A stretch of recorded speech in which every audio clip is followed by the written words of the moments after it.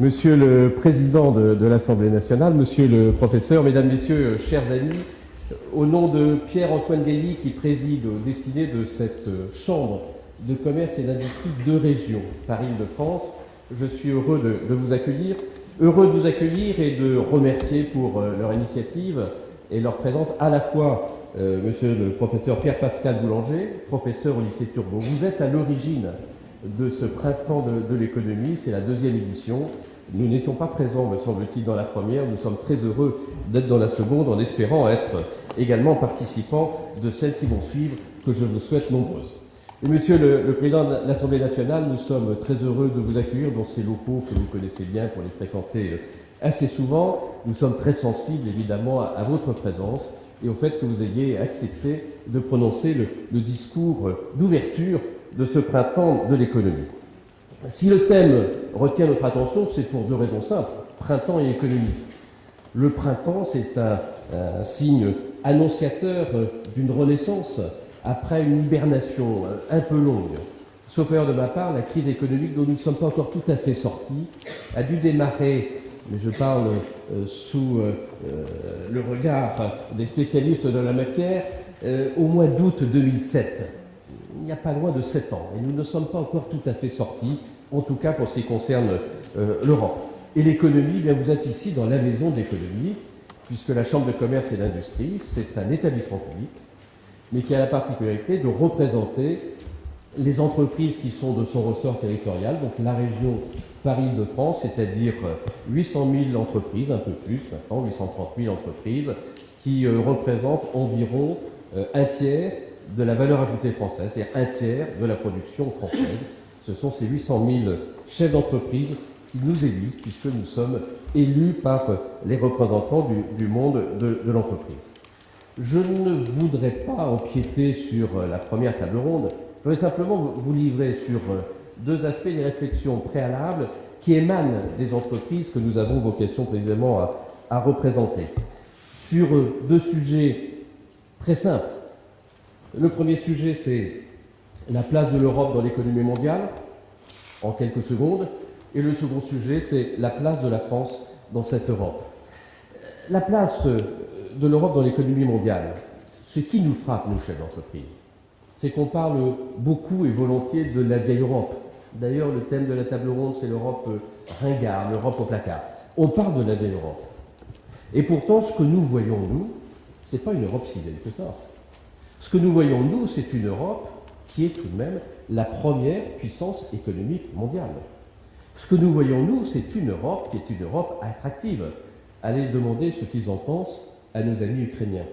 Ce que nous voyons, nous, c'est une Europe qui est une Europe dynamique, sauf erreur de ma part.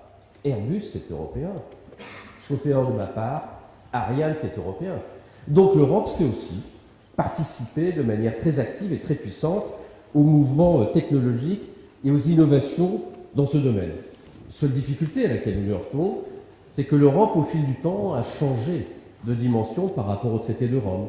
Ce n'est plus tout à fait la même Europe, ce ne sont plus tout à fait les mêmes frontières, donc ce ne sont plus tout à fait les mêmes problèmes. C'est-à-dire qu'il y a sans doute un problème de gouvernance. La règle de l'unanimité n'est peut-être plus tout à fait adaptée à cette Europe qui a besoin, dans ses structures, d'avoir davantage de dynamisme, mais qui pour autant a tous les ingrédients qui lui permettent de défendre et de conquérir des places de marché et de défendre avec plus d'efficacité encore son rang de première place économique mondiale.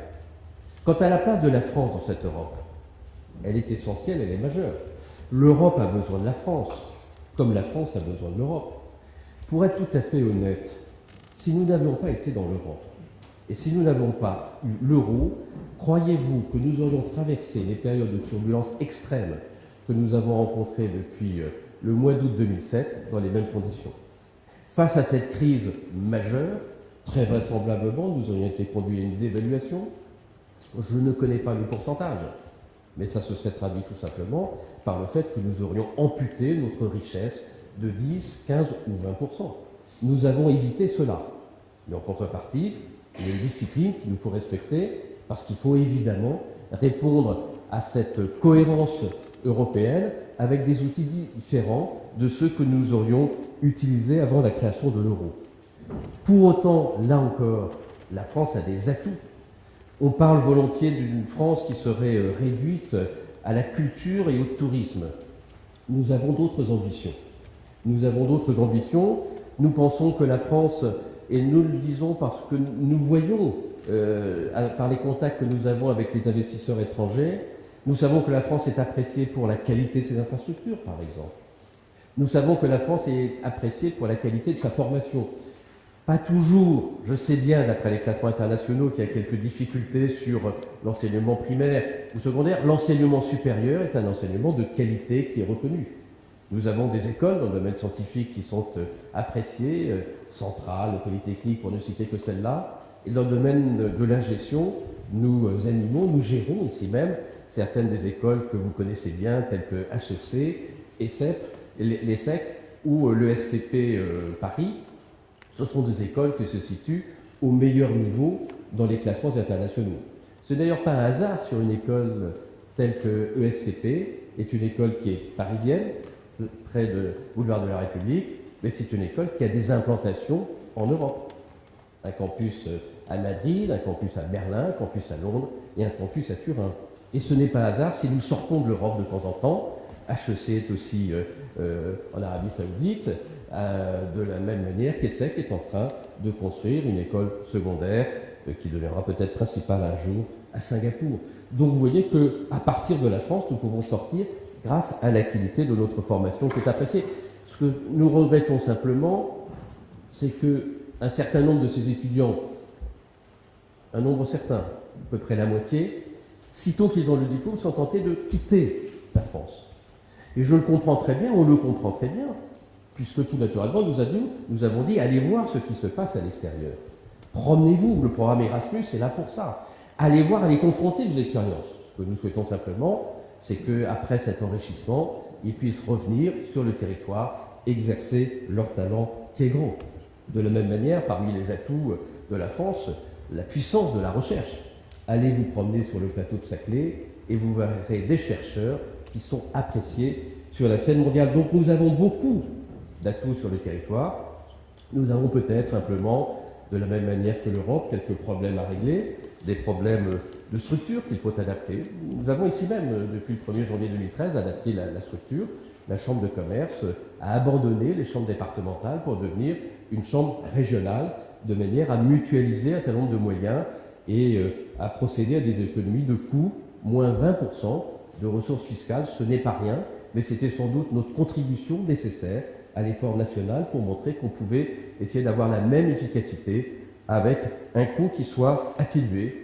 De la même manière, la France doit peut-être réfléchir à son modèle économique et social, parce qu'il y a une compétitivité et il faut rechercher le moyen d'apporter les mêmes prestations, les mêmes droits, avec un souci d'efficacité. Bref, si j'étais chef d'entreprise, et je le suis nécessairement un peu, je dirais que tout ceci se résume dans une équation assez simple finalement. Nous souffrons d'un cancer qui est le chômage. J'ai cru comprendre par des lectures économiques, mais je suis sans doute un très mauvais lecteur, que pour résoudre le problème du chômage, il fallait une croissance d'au moins 1,5%, 1,5 à 2%. C'est dans cette zone que les choses se situent. J'ai cru comprendre que le potentiel de croissance de notre pays était légèrement supérieur à 2, 2,5, peut-être 3%. Il y a donc quelque chose à faire à partir de ces chiffres. Et je me souviens vaguement de mes cours, au cours desquels on m'avait enseigné que pour retrouver le chemin de la croissance, il fallait 3 ingrédients. Il faut qu'il y ait des besoins. Il me semble que dans certains domaines, par exemple le logement, il y a des besoins évidents. Il faut qu'il y ait de l'innovation. Honnêtement, on n'en manque pas d'innovation sur notre territoire. Et puis il faut qu'il y ait de l'argent. Il m'a semblé que la Banque Centrale Européenne avait injecté suffisamment de liquidités. Il y aurait peut-être même un peu trop d'argent d'ailleurs. De sorte que finalement, le seul problème, c'est d'arriver à construire une mayonnaise, construire un plat cuisiné qui soit satisfaisant à partir de ces ingrédients. C'est un problème de tuyauterie. Si nous y parvenons, alors nous saurons participer avec bonheur et avec vous toutes et vous tous au printemps de l'économie. Je vous remercie.